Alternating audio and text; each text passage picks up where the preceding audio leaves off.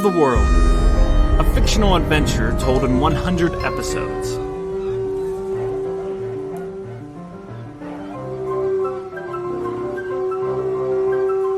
Episode 34, The Second Great Debate.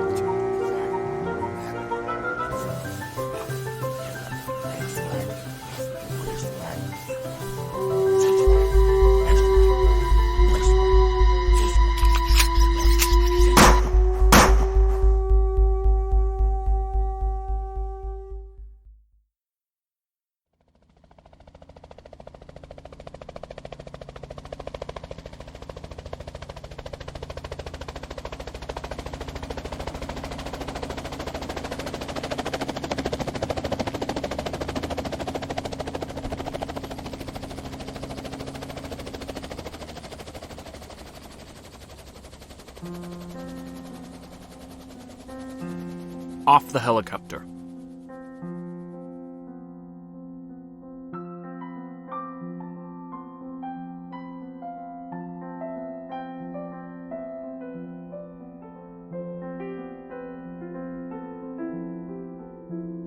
The women were quickly corralled into what looked like an elementary school building. There wasn't much time to take in the surroundings, but what Jenn did see looked like just a small dusty settlement. A small town at best.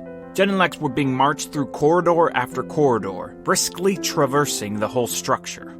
The co-pilot behind them gently pushed at the small of Jenn's back to point her towards a relatively large meeting room.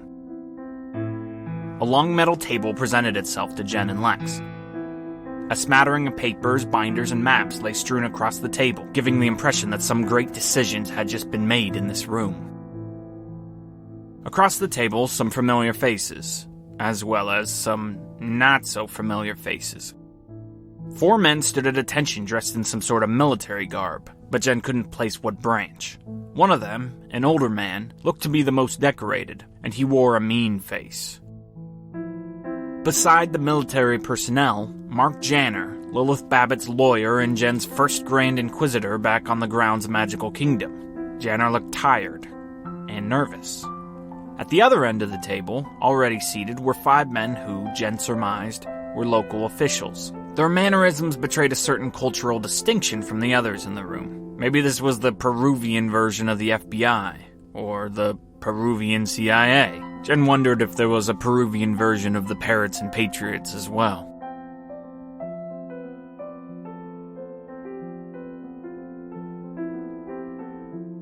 But at the center of all of it, dressed exquisitely clean, standing robustly, not betraying any hint of tiredness or deterioration, stood Lilith Babbitt herself, former CEO of Magical Kingdom and present patron of the Orion Adventure Schooner.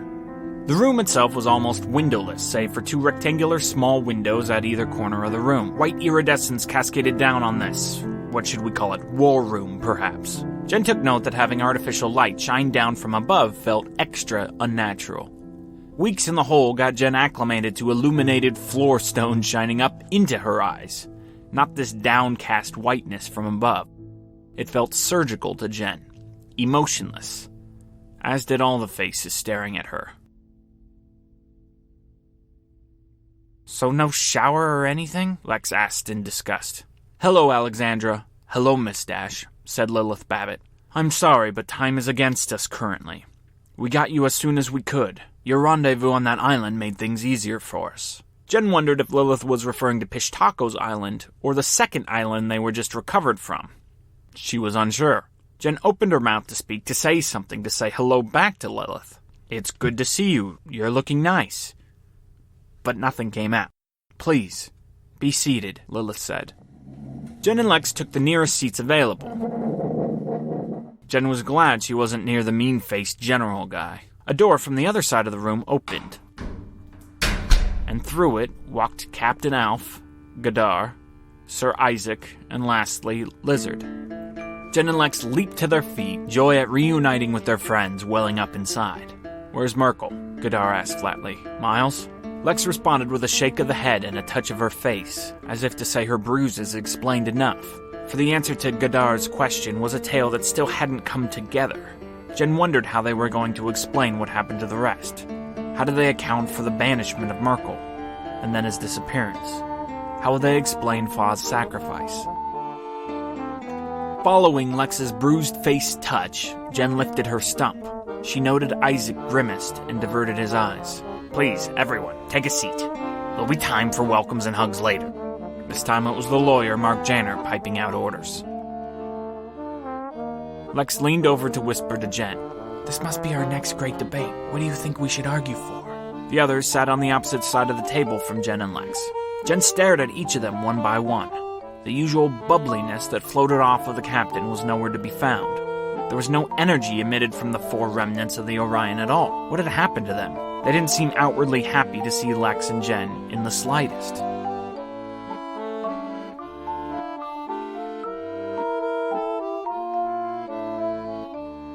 Thank you all for coming. I know the last few days have been trying for many of you. I know you would all like to get a good night's rest. Jenn, Lex, I'm sure you'd like to indulge in a long bath, maybe with some wine. And you'd love to get some medical care, maybe some new clothing. I promise, as soon as we finish here, we'll see to those things promptly. We're glad you're back. Let me briefly explain why we're here, why we've been here, and then we all very much would like to hear your story, hear what happened. It's vital we extract every detail we can from you. So when you tell us the events of the last few weeks, leave no stone unturned. Be as thorough as possible. If it takes all night for you to tell us everything, so be it. We're ready.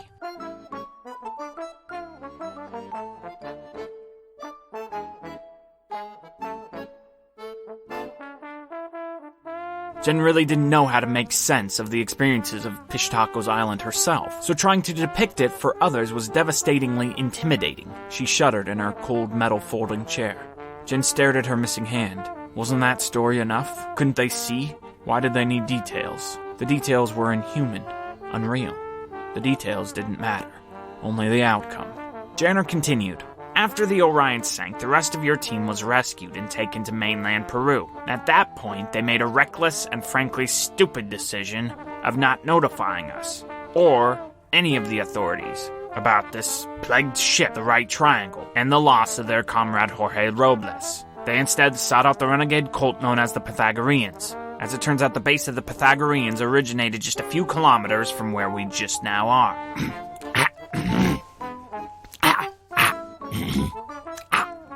Janner suppressed a mild cough. Jenn took note that Captain Alf, perhaps because of being publicly ridiculed, lowered his head. Janner cleared his throat and continued. The team discovered that the whole tribe was infected. They had the disease, the same one you witnessed on the Right Triangle. At that point, they finally did the right thing, realized how potentially dangerous this infection was for the entire human race, and gave us a call. We brought some of our men in, such as Major Brennelhoff, the mean-faced man nodded slightly, to come and investigate. We concluded that in order to faithfully suppress any chance of an outbreak, we had to exterminate the tribe. The Pythagoreans are no more. This has been done in accordance and agreement with Peruvian administration. Several of the local-looking men nodded in approval. And now we'd like to hear your story. I think you can understand why such information is relevant to everyone in this room. The full force of Janner's speech took a while for Jenn to comprehend, but it made sense. It explained why Alf, Gadar, and the others looked so sullen. They were, at least incidentally, responsible for the deaths of probably dozens of people. Then a question occurred to Jenn, and she blurted it out before thinking better of it. Does anyone know what you did? No, Janner answered resolutely. The Pythagoreans were remote. Some neighboring tribes may notice their absence, but this isn't the type of story that does the public any good to be aware of. It would only cause panic and residual fear. So, is what you're telling us top secret? Jenn said, smiling, trying to make light as best she could of the situation. Are you gonna kill us if we tell anyone? A smug grin on Janner's face. No one would believe your story. Tell whomever you like. Jennifer, Lex, please, tell us. What happened? Jenn put her hand over her mouth. She didn't know how to tell this story. It wasn't at all warm in the room, but sweat dripped down Jen's brow profusely. Lex picked up the pieces. She started slow, talked about ascending the island in the dark, how the ground was warm and the island seemed barren, told how Merkel went ahead, how they fell. She even told them what she remembered from their conversation in the webbing. Then Merkel's heroic return. Then waiting. Starting to starve. The way they slept in the hole. The hedgies. The bite on Merkel. Fa's decision to banish him to the squatter's hole. Then the big one. The griffin. The machete. Followed by another fall. The underground. Hedgies carrying Jenn. The beaked woman codifying saliva. The bountiful food. The piles of food. Next, tapes from the numbered man. The spa. 3 options given. Splitting up. Lex in the horrid classroom. Miles in the ladders and mud. Jenn's steps. 1,000 of them. The Pied Piper mural. Then more steps.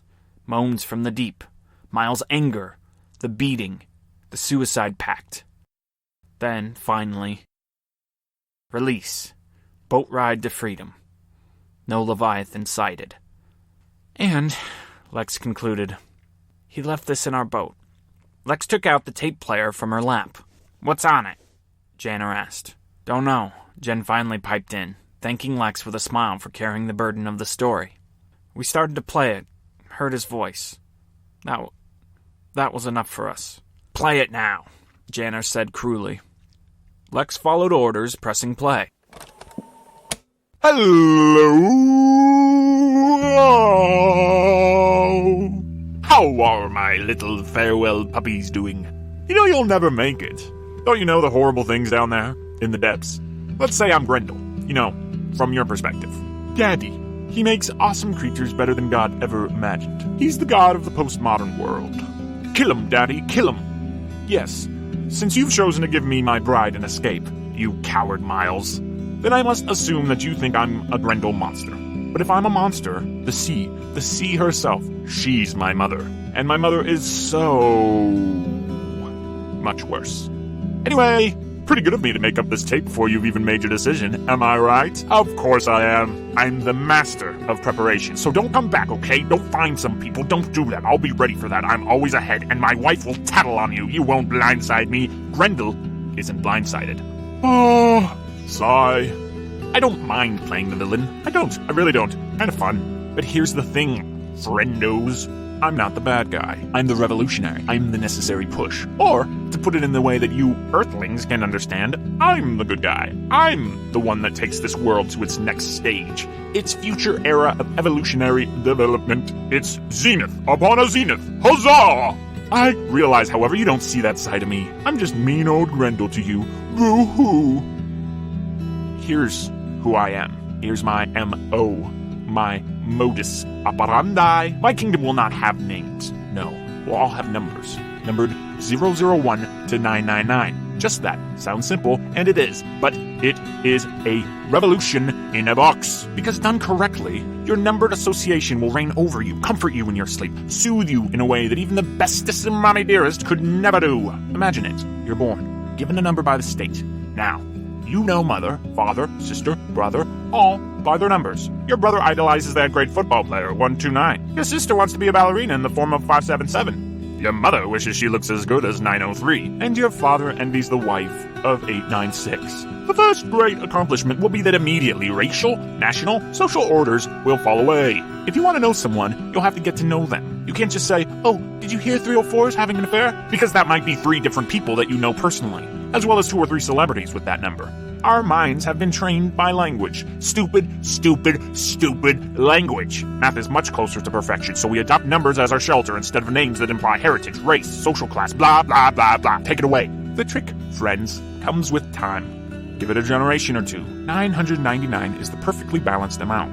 Not too frequent, not too sparse. You're at the drugstore, and you learn that the cashier is your number. Suddenly, you have a friend. A rare friend. With your number, you'll never be alone. Jennifer, Miles, I assume you are the 2 that are leaving. Surely you're not sticking me with old one arm. All the pretty ones get their hands chopped off, don't they? Sigh. People will start forming cliques based off number. Just random numbers, but they'll come together, and then there'll be the stereotypes. Everyone will know 614s are slobs. 093s are great musicians. Yada yada yada yada. This can't be helped.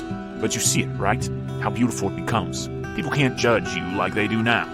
They won't look at your skin color, or your last name, or your nationality, and sum you up. They won't have the tools to do that anymore. Because although society all hates 504s, They can't tell who is A504. With my numbers, you are both hidden, sheltered from the evils of society, but also cocooned and loved. Feel lonely? Sad? You'll reach out to a fellow 140. You will, and it will feel so good. This is the future. The future you are betraying. And everyone is different. When we all have genetic superpowers, you two will be left out. When they teach my biography at grad schools, when they place me above Marx and Plato and Jesus, they'll mark you as the derelicts, the Judases. The students will scribble your non-numbered names as those stupid knuckle-draggers that betrayed me. I love you, and you leave. How do you think that makes me feel? You will never fit in. You'll never feel loved. You'll never find shelter in another. I curse you. Oh, by the way, just so you remember, what's my real name? It's not the numbered man. That'd be silly. My name is simple, for it's the number of man. I am 666.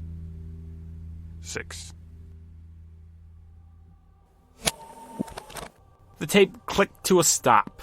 The room was silent. If ever there was doubt, if anyone in the room couldn't quite swallow the events Lex had just described, the numbered man's speech, number 666, just removed all doubt.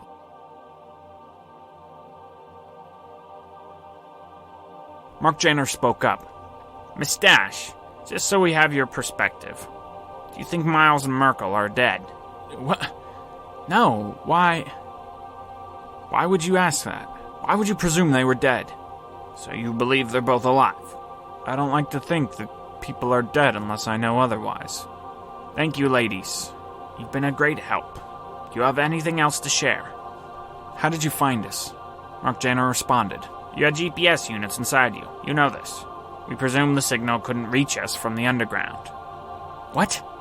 Jenn was incredulous. Once upon a time, she thought she was injected with a GPS unit by the men and women in black of Magical Kingdom. But she was never injected with any sort of needle by Lilith or anyone on the Orion. It's okay, Jenn. Lex put a hand on Jenn's. Captain Alf spoke up. Knowing where you had come from, knowing the trauma you endured, we thought it best not to tell you. We injected you in your sleep. A vision of Gadar and Merkel surreptitiously working on a monkey's brain in the middle of the night crept into Jenn's mind. No. Jennifer, this is hard, but I think you should know, Lilith began. Remember, I've always been direct with you. I'm not going to change my position towards you now. Jenn felt lightheaded. You betrayed me. I didn't know they wouldn't ask you first before injecting you. Mark that among the many errors your captain has made in recent weeks. Jenn, I need you to listen, and I need you to listen now. When we went into the tribe, when we searched the Pythagoreans' paddock, we found 2 creatures in cages. Jenn, these were the real Pishtacos.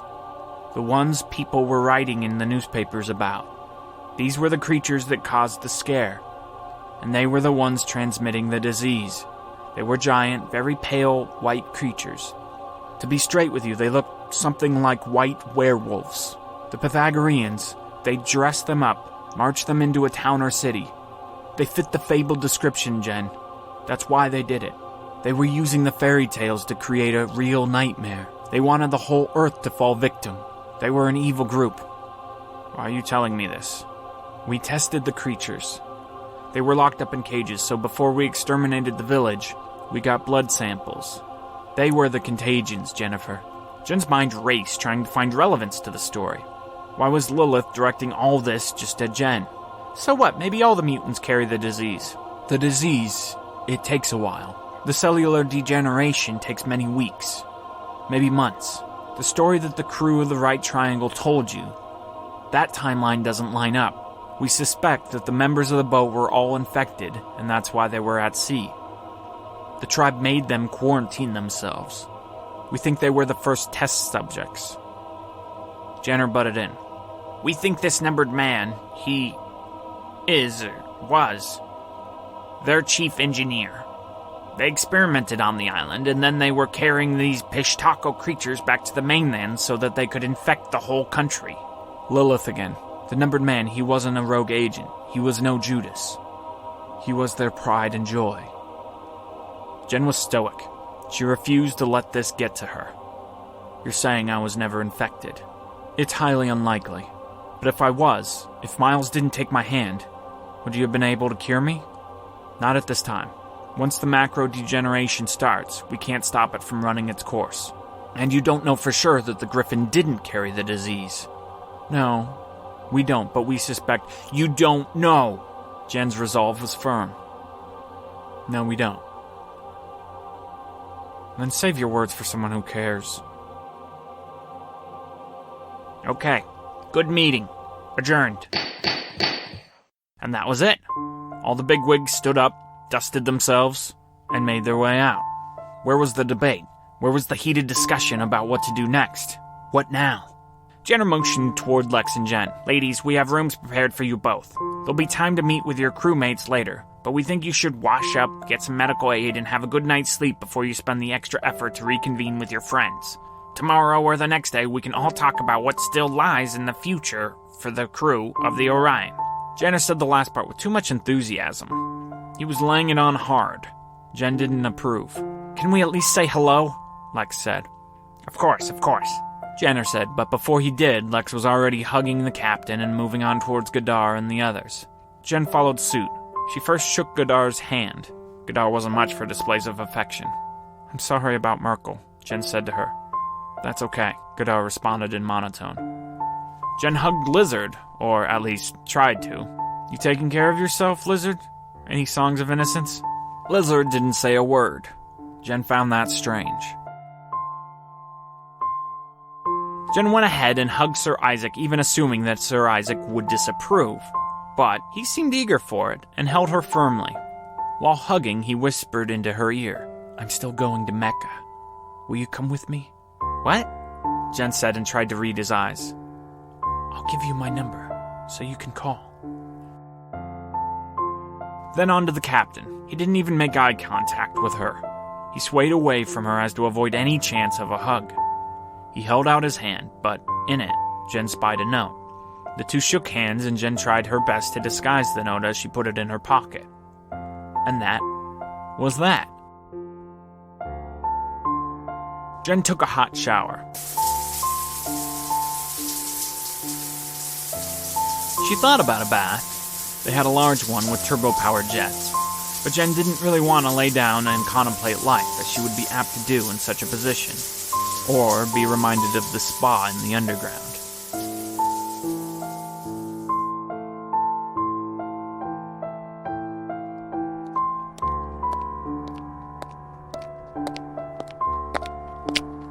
Afterward, she was welcomed into some sort of medical quarter of the school. A kind doctor and assistant examined Jenn's stump, as well as some other minor cuts and bruises here and there. Looking at her rounded stump, the doctor couldn't help but blurt out, I'd like to get my hands on the stuff that sealed up your wound here. Excellent stuff. Really, excellent. Never seen anything like it. While the doctor's assistant continued questioning Jenn about her health and scribbling some things down on a form, acting as if it would be revered and read by many others, Lilith Babbitt strut in. This was the first time Jenn had spoken to her outside the wandering ear of Babbitt's lawyer. Jennifer, I have a recommendation for you. For your future, if you'd like to hear it. Okay. I know a center. It's a special place. In Europe. They can help you. Like give me a prosthetic hand? Jenn was wishing that such an option would be available to her at some point. No, Jennifer. Something better than a prosthetic. What could be better than a prosthetic hand? A new one. Huh? They can give you someone's hand. They've perfected a way to give patients new body parts. How? A patient dies. For whatever reason. Maybe a car crash. Something like that. Something not related to disease. And this special office, this special place, extracts the pieces of the person's body and saves them for people like you. Is that legal? That's all relative.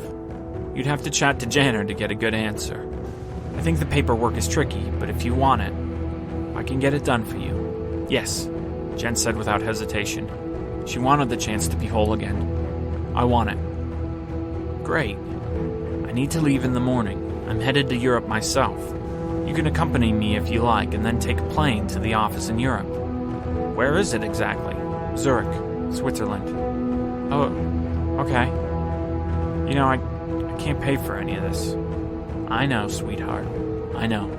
Money's not much of a thing for me. You'll be taken care of. You never have to worry about those types of issues. Why are you so nice to me? Lilith leaned in. Can you not see how special you are, Jennifer Dash? Lilith smiled and turned away to leave, but suddenly paused. Jenn, would you like to maybe be my assistant? I don't know. What would that entail? Not what you might expect. I just need another set of eyes with me. Clear eyes. Young eyes. I have clear eyes? Can I tell you a secret? Sure. With a little brush of her hand, Lilith shooed off the doctor's assistant. The two women were alone. When we were going through the Pythagorean village, we came across a certain book. A very old book. It's something of a book of secrets. I've been hoping to find it, or something like it, for years. When you told me you wanted to find Leviathan, that's when I first knew you and I are very much alike. We're both searching for the spark of life. Jenn's thoughts fell to this ancient book. What does the book say? We don't entirely know yet. It's tough to translate. That's why I have to go to Europe. Okay, I still don't know what you need me for. I don't know yet either. But I feel it. Lilith kissed Jenn on the forehead and headed out of the room. I'll see you tomorrow. I'll have someone wake you. Okay. If Lilith Babbitt meant anything to Jennifer Dash, she meant instant change. Instant, radical change.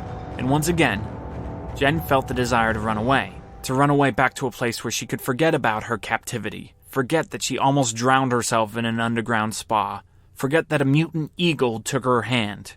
Lilith Babbitt was once again going to be Jenn's savior.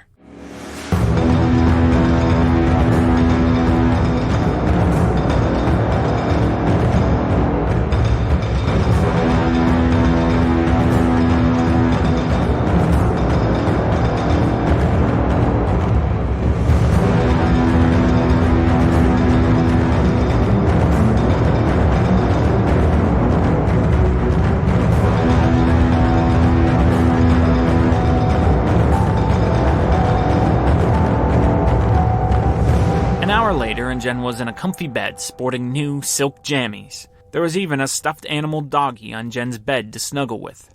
Jenn had slipped the note from Captain Alf into her silk pockets. She had almost forgotten it, but now in the confines of her comfortable bed, she pulled it out. It read, "Don't believe Babbitt's lies."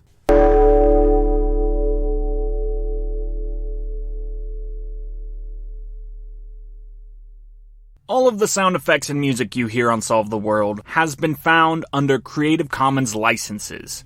So wonderful people have thrown out their creative content and allowed me, free of charge, to use their property. Thank you guys for allowing that. I have dreams, I'm a fish in a stream. Solve the World is produced by myself, Dante Stack, as well as written, directed, narrated, yada yada yada. Guys, if you're interested, I do host another weekly podcast. That one's called 365 Honest Questions. Yes, it's a religious podcast. However, I try to look at the Bible in such a way that is interesting and hopefully disarming to atheists as well as, Protestant Christians or people who feel very sure in their convictions. The point of the show is to try to wrestle with the Bible in such a way that hopefully is edifying for the Christian as well as thought-provoking and insightful to the non-believer. So go ahead, check that out. Once again, that's 365 Honest Questions. You can find it, of course, on iTunes or Stitcher or anywhere podcasts are found. And, of course, also on my website, DanteStack.com. Thanks, guys. Hello, I'm Paul Bailey from Houghton, Michigan. I've listened to all 100 episodes of Jenn's story. Next time, on Solve the World, Jenn tries to decipher what Captain Alf's note meant before she flies to the other side of the world to get herself a brand spanking new used hand. Is Lilith really Jenn's savior? And what's her motive in all this? Why were the Captain, Goddard, and Lizard so cold to Jenn and Lex? And what's really in the ancient book? And why is Sir Isaac still so intent on getting to Mecca? Jenn will sift through these questions as she leaves on a jet plane, getting as far away from that hole in the earth as possible.